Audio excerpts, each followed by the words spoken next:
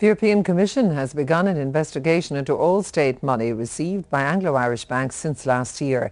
The Commission said it has to ensure that recapitalisation doesn't breach EU rules on state aid for companies. European media appeared startled at the size of the bank bailout. German papers referred to Anglo-Irish Bank being given €8.3 billion and then a possible further €10 billion. In Paris, Le Figaro wondered that if the recapitalisation sums climbed higher, would it then have an effect on Ireland's sovereign debt? The European Commission, meanwhile, which last year approved an emergency €4 billion injection into Anglo-Irish, said it would now launch an in-depth investigation into all the state money the bank had received.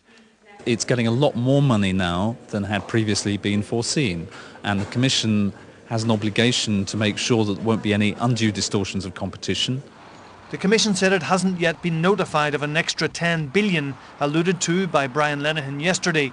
In principle, the more taxpayers' money is put into a bank, the more it has to reduce its activities, so it doesn't have an advantage over competitors. The question of whether or not Anglo-Irish Bank should be allowed to fail remains an open one here. The European Commission accepts that the government has done its own calculations in what it describes as a serious manner. But if the taxpayer ends up pumping more than €22 billion into the bank, then the Commission will insist that it vastly reduces its activities in order not to give it an unfair competitive advantage. The Commission is continuing to examine the AIB and Bank of Ireland plans. Any new capital injections there will have to be cleared by Brussels. The hotlines to Dublin will be open for months to come. Tony Connolly, RTE News, Brussels.